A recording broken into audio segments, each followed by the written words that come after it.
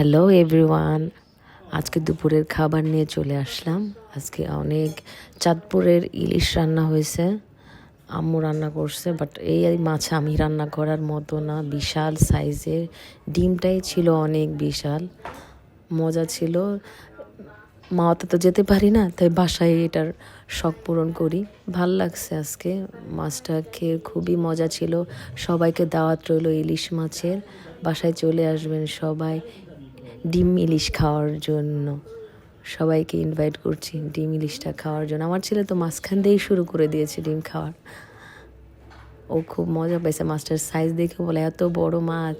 ডিমটাও ছিল বিশাল, অনেক বড় ডিম ছিল। ডিম সহই ভাজা হয়েছে। আজকের দুপুরের খাবারে এইটাই মেইন আইটেম ছিল, ইলিশ মাছ। এই ঠান্ডাতে ইলিশ মাছ ভালোই লাগে। সবাইকে ধন্যবাদ।